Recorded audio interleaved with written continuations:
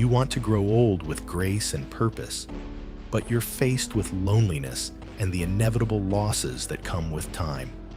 In this video, you'll follow Jack Thompson as he walks through the silent pain of solitude and how unexpected moments bring him strength, purpose, and even joy once again. Through Jack's meeting with Margaret, you'll discover how to seek out and connect with new relationships. You might even learn how to rise above loss and the complexities of life, to build a full life, even in solitude. Retirement, most people think of it as a reward, a golden ticket to peace and relaxation. That's how Jack pictured it too. He spent years planning for it. He saved carefully, avoided debt, and made smart choices. On paper, everything looked perfect, except for one thing: the unbearable silence. Jack retired earlier than he expected because of his health. Not sick enough to be hospitalized, but just enough to know that mornings didn't feel the same anymore. Still, he told himself he was lucky. No bills piled up, no mortgage stress. But as the days passed, something else settled in, a kind of emptiness that no budget could fix. He would walk into the kitchen, pour himself a cup of coffee, and hear nothing but the ticking of the old wall clock. No voice from upstairs, no footsteps in the hallway, just quiet. A heavy kind of quiet that fills your chest and makes it hard to breathe. Jack longed deeply for the liveliness that once was. His wife Sarah used to hum while watering the plants. The kids would play joyfully around the yard. But Sarah passed away 3 winters ago after a long illness, and while her suffering ended, Jack's had only just begun. Now, his children, Adam and Emily, both have families of their own. They're doing well, and Jack's proud of them. But visits are fewer. Phone calls are shorter. One quiet afternoon, he sank into his sofa, the weight of the silence pressing down on him like a thick blanket. He could hear the faint hum of a lawnmower in the distance, the occasional car passing by. But inside, nothing, just the hollow thump of his own heartbeat. Then the phone rang. It was Adam. "Dad, are you staying home tonight? There's some urgent work. I might not be able to come by." Jack paused, just for a second. He felt a pang in his chest, a soft, sharp ache. "It's fine, Adam. Don't worry about me. Just take care of your things. I'm all right here." But the truth? He wasn't. And that's the part no one tells you about growing older. Not about aching joints or bad knees, but about missing laughter, about waiting all day to talk to someone, about saying "I'm fine" when what you really mean is "I miss being needed." This isn't just Jack's story. It's one many older adults can relate to. And while independence is empowering, too much solitude can lead to anxiety, depression, and even a higher risk of heart disease. That's what we're here to explore. Because Jack's story doesn't end in silence. Someone is about to change everything. But before we dive deeper, drop a comment with the number 1 so I know you're paying attention. As we grow older, our physical condition and health decline, and unexpected situations can happen at any moment. You have to think about it. What if one day you're all alone? That was the question John asked Jack, and it's a question many people at that age face as well. They sat in silence for a while. Then John spoke, softly and slowly. "So now, it's just you here, huh?" Jack nodded. The words felt so heavy, even the walls seemed to answer for him. "Same here. My wife's busy, and the kids. They've got their own lives now." There was another pause, and then he asked a question that shook Jack's world. "Have you ever thought about it? What if one day you're truly on your own?" That question haunted Jack through the night. A few days later, Jack's daughter, Emily, stopped by with her son, Noah. She was in a hurry, carrying a plate of stew and a quick apology. "Dad, I just stopped in so Noah could see you for a bit. I've got to pick up Tom after practice." Jack smiled and nodded. He told her he was fine. But was he? Inside, he was falling apart. Jack stood by the window and watched them disappear down the street. That night, lying in bed, John's words echoed in his mind. What if one day you're truly alone? That fear, that quiet, hidden fear, follows so many older people. Not just the fear of loneliness, but of being forgotten. And science has proven it. Loneliness can be as damaging to your health as smoking 15 cigarettes a day. As Jack stared at the ceiling that night, everything felt heavier. The air, the silence, the question. What if from now on, I'm really, truly alone? His kids love him, no doubt about that. But life has pulled them away. They've got families, jobs, deadlines. And Jack, once the center of their world, has quietly become the background. The scariest part isn't just being lonely. It's realizing that maybe, just maybe, this is what the rest of your life might look like. A quiet house, a cold dinner, a phone that rings less and less. John's question, it didn't leave Jack alone that night. What if one day you're the only one left? As he closed his eyes, Jack knew this couldn't go on. He needed to do something, anything to change his story. But what? We'll find out in the next chapter of his journey. The transformation doesn't happen all at once. It unfolds slowly, step by step, habit by habit, connection by connection. Even the smallest changes have the power to reshape your entire life. And that might be the answer to the question echoing in Jack's mind.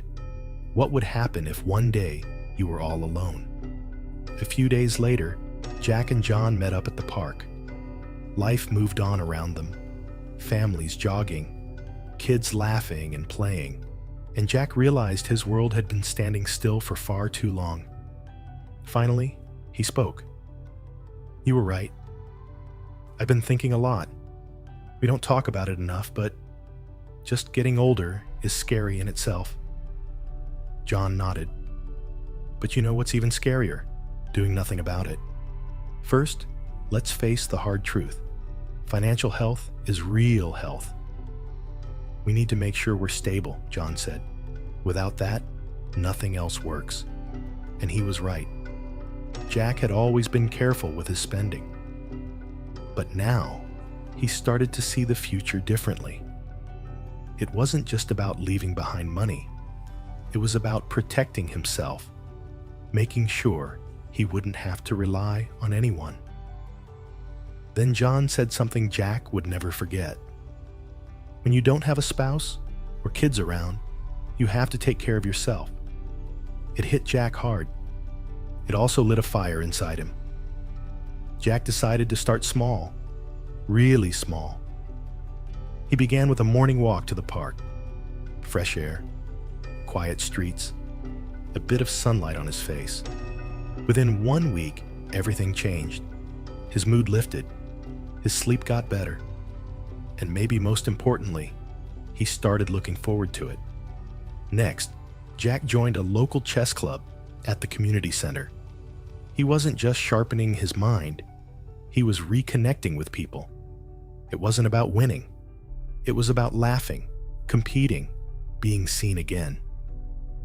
Was he nervous? Absolutely. Did he feel awkward at first? Of course. But little by little, that tension gave way to something he hadn't felt in years, a sense of belonging. He started recognizing familiar faces. People greeted him by name, and the silence back home didn't follow him everywhere anymore. He wasn't just existing now, he was living in his own way. And you can too. If Jack's story inspires you or someone you care about, please share this video with those who need to hear it. And don't forget to hit the notification bell and subscribe to our channel. That means a lot to us. And if you do this for me, I promise I will bring you even more meaningful stories.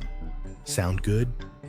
Now, let's continue and see what happens next in Jack's story. Sometimes, the changes you've made have brought you a more vibrant and joyful life. But the truth is that after those moments of fun and connection, you still return to the silence and loneliness of your home.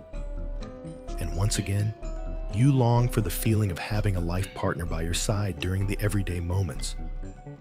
If you've ever wondered whether it's okay to open your heart again after a loss, know this: it's not weakness, it's courage. Jack knew he had rebuilt his life in many ways. Even after making progress, walking, socializing, eating better, Jack felt something missing. The community center helped. So did the chess club. But when he came home, the house was still quiet. There was no voice asking how his day was. No hand reaching for his during cold nights. No presence to share the small, unspoken moments, the ones that make life feel full. Jack's wife, Sarah, had passed not long ago. She had been his partner for decades, his rock through the storms of life. And though the pain had dulled, her memory was still sharp. He still looked over at the empty side of the bed, still found himself reaching out, mid-dream, expecting her to be there. And now, as the idea of companionship crept in, Jack felt something else rise. Guilt. Would I be betraying her? Is it too soon to feel lonely in this way? He asked himself. They weren't afraid of love. They were afraid of dishonoring a memory. One afternoon, Jack opened up about his feelings to John on their familiar park bench. He admitted, with a sense of guilt, that he felt empty and longed for someone to be by his side. John didn't interrupt. He simply nodded, his eyes full of understanding. Then, he said something that cut through the fog. Jack, we don't need someone to take care of us. We just need someone who cares. John told Jack that he wasn't replacing Sarah. He wasn't betraying her. He was learning how to live again with a new kind of love. A love that came from silence, from small acts of kindness, and from being seen. That day, something shifted inside Jack. The truth is, friendship isn't simply about romance or human connection. It's a remedy that helps reduce the risk of depression, stroke, and early death. There's scientific evidence to support that. That evening, Jack sat quietly in his armchair. But the silence didn't feel as heavy. He wasn't sure what would come next. But now, he no longer saw love as a betrayal of the past. He saw it as honoring it by choosing not to fade into loneliness. Comment 3, if this part of Jack's story spoke to you. So many older adults hesitate to open up again. They think it's too late, or too risky, or that they're somehow dishonoring the past. But love isn't a betrayal. It's a continuation, a different kind of connection. One rooted in kindness, shared meals, morning walks, and knowing glances across the table. Jack didn't expect anything new. After a love like Sarah's, deep, loyal, unforgettable, he thought his heart had retired with the rest of his life. But sometimes, companionship doesn't arrive with fireworks. It walks in gently, like a soft breeze after a long winter. That's how Margaret came into his life. She was warm, curious, full of quiet energy. They happened to meet at the community center, over an ordinary game of chess, and shared complaints about cold coffee. It didn't take long. Their conversation flowed effortlessly. They talked about their children, favorite dishes, and the pain of losing someone you once thought you could never live without. Soon, their walks to the center became walks through the park. Their small talks turned into long conversations over soup and coffee. And slowly, the cold edges of Jack's life began to soften. Intimacy showed up again in the smallest moments of closeness. Sometimes it was during a walk through the park, sometimes just around the block. The conversations weren't always deep, but the presence was always comforting. Then one night, Jack fell ill. Fever, chills, confusion.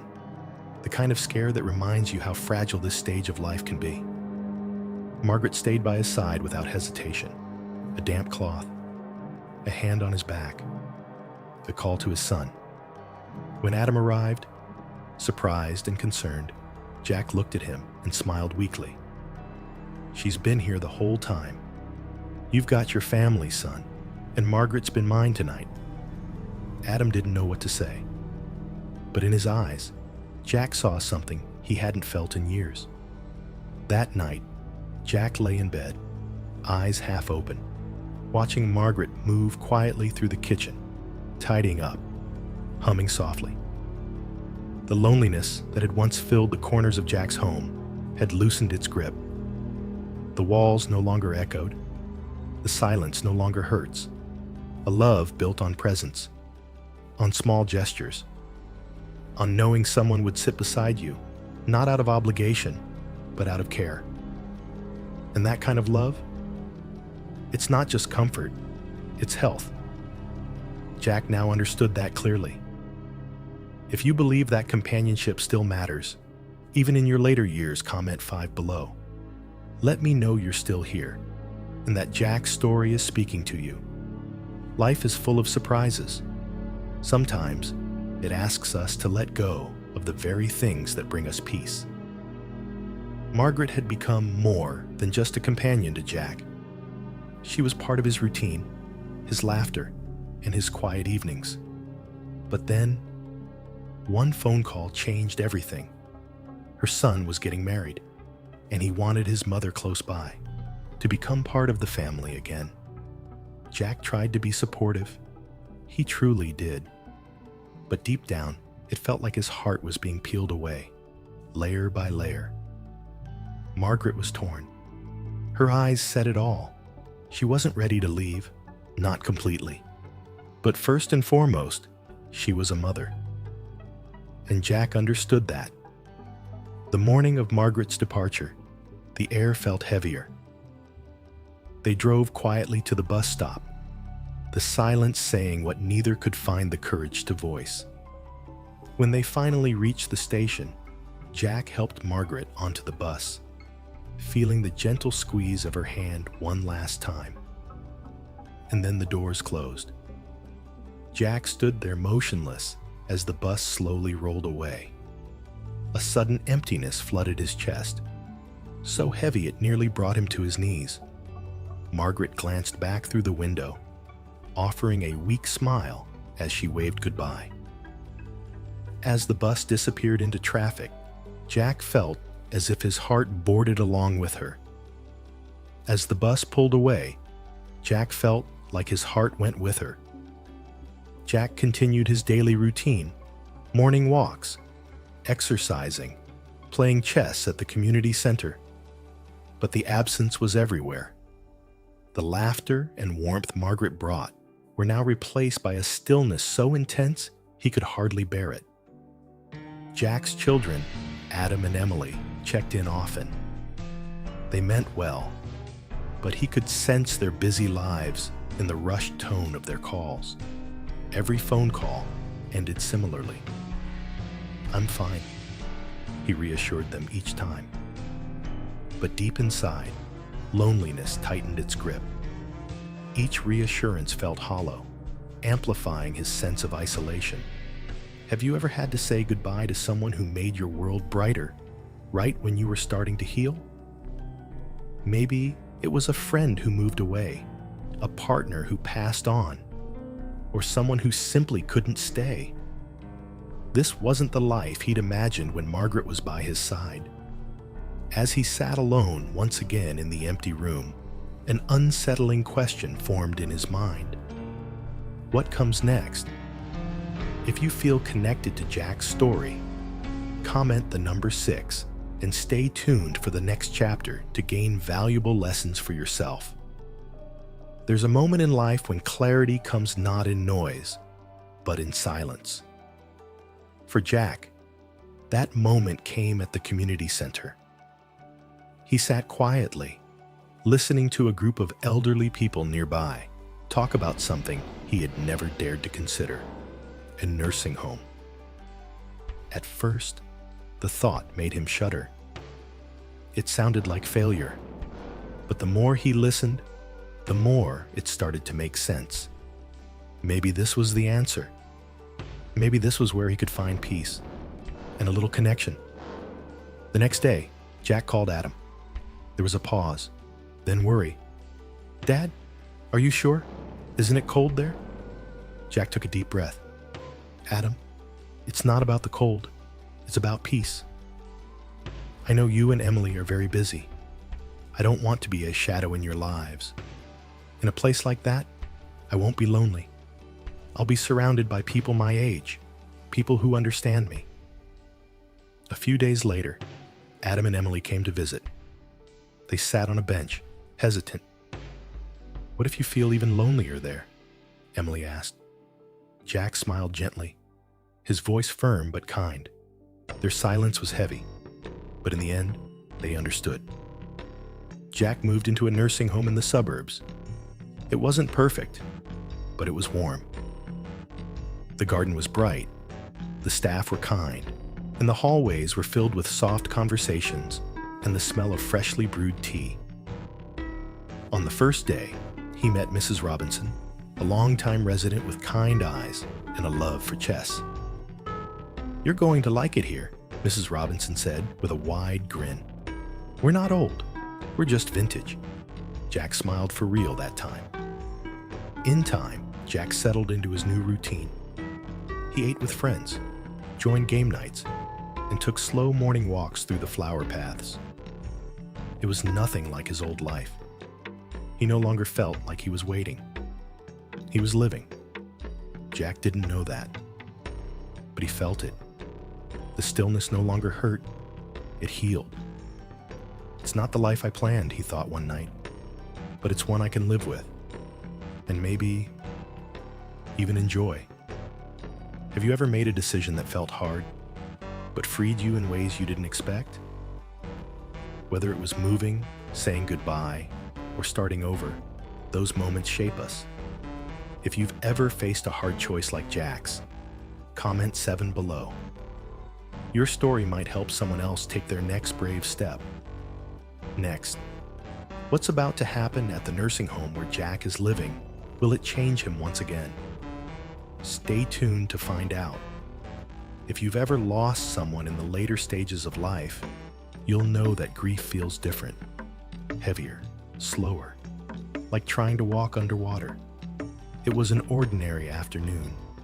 The sky was calm, the sun gentle, and life quiet. Jack had just finished lunch and stepped outside to feel the warmth on his face, one of the few comforts that never left him. The wind whispered through the trees. For a moment, there was peace. Then the phone rang. He picked up without thinking. "Dad, I have bad news." Adam's voice came through, shaky, urgent. "Mrs. Robinson. She was in a car accident. She's in the hospital." The world spun. His breath caught in his throat. He gripped the chair, steadying himself as if the ground had shifted beneath him. No, it can't be." His voice cracked like dry wood. "Is she okay?" Adam hesitated. They didn't know yet, but it was bad. Without another word, Jack called the staff and asked them to arrange transportation. His mind was a blur: panic, fear, disbelief. When Jack arrived, Adam and Emily were already waiting. Their eyes were red, their hands restless. They didn't need to say a word. Their faces said it all. The surgeon came out. "She's in critical condition. Internal bleeding. We're doing everything we can." Jack couldn't sit. He stared at the red light above the operating room door. praying endlessly for it to turn green. When the nurse finally wheeled her out of surgery, Jack barely recognized her. Pale, still, a shell of the vibrant woman who once painted his world with color. "Please don't leave me. We made a promise." He reached out and held her hand, cold, fragile, but still hers. A single tear traced down her cheek. Then, a whisper. "Mr. Thompson, live well." And with that, she took her final breath. What Jack lost wasn't just a friend. He lost the laughter-filled mornings, the footsteps that gave him purpose, and the last person who truly understood him. In the days that followed, Jack would sit in the corner of the common room, eyes on the window, seeing nothing. Even when Adam and Emily visited, even when the laughter of grandchildren filled the air, the friends at the nursing home offered kind words. But grief doesn't need comfort. It needs time and understanding. If you're still watching, comment the number 8 below to let me know you're walking this path with me. Because the story isn't over. Jack's not done. And neither are you. Let's begin the next chapter, right now. Pain never truly leaves you. It settles in the corners of your heart, soft, aching, and silent. But healing doesn't come all at once. Sometimes it begins with a quiet gesture. After Mrs. Robinson passed away, Jack felt like the air had shifted. The days felt longer, the nights colder. Even when surrounded by others, loneliness crept in like a fog. One morning, as Jack sat in the garden, lost in thought, he noticed a new resident slowly approaching, uncertainly. He could feel the sadness in the man's heavy eyes. Jack empathized deeply, as if seeing an old version of himself reflected back. He stood up and gently invited the man to take a walk with him. With just a simple nod, the two began strolling along the garden path. Only the harmony between two souls who truly understand the weight of loss could grasp that moment. And while comforting the man, Jack suddenly realized that his own pain was still there. The pain had softened. It hadn't disappeared, but it had faded, like a bruise, slowly dissolving beneath the skin with time. But something had changed. He was no longer drowning in it, and Jack realized he was no longer alone. He had become someone else's comfort, just as Robinson once was his. That night, Jack lay in bed, watching the moonlight spill through the curtains. He thought of Robinson's final words, "Live well, just well." He remembered a quote by Haruki Murakami, "People don't grow old gradually, it just happens in a blink."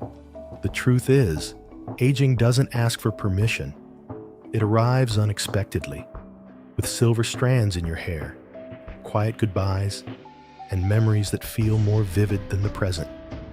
Time takes away your youth, your strength, your friends, but it gives you clarity, grace, and a strength you never knew you had.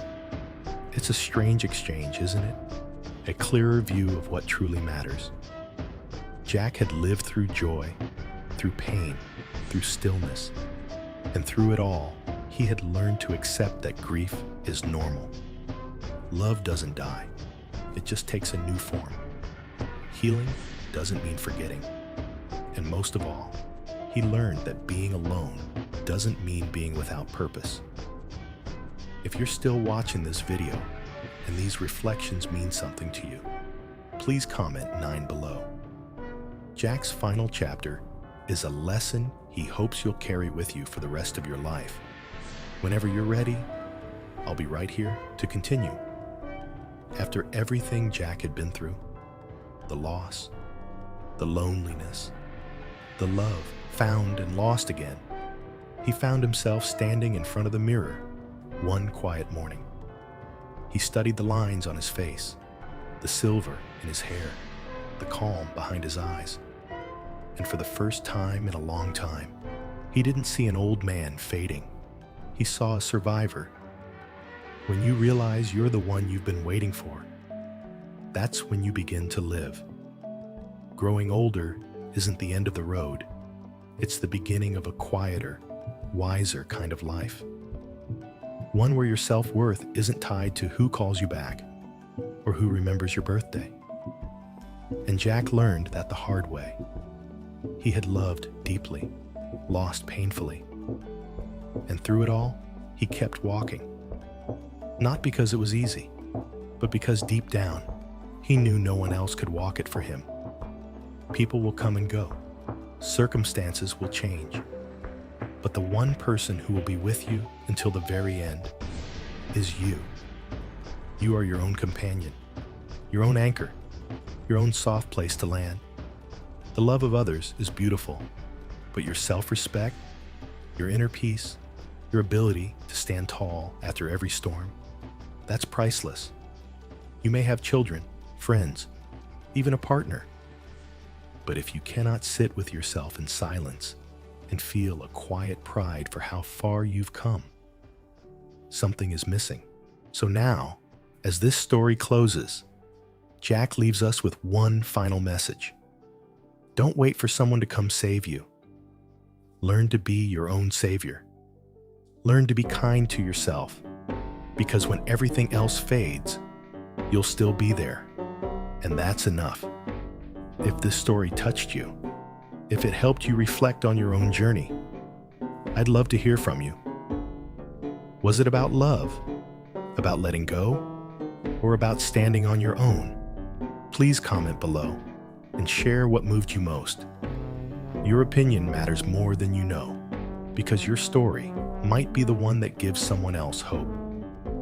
If you found comfort, strength, or a moment of peace in today's story, please like this video. Share it with someone who may need it. Subscribe to this channel for more stories of love, loss, and strength. Because every time you watch, you're not just listening, you're healing. And remember, your best days aren't behind you. They're the quiet ones you've yet to live. With courage, with clarity, with self-respect. Thank you for being here. We'll see you in the next story.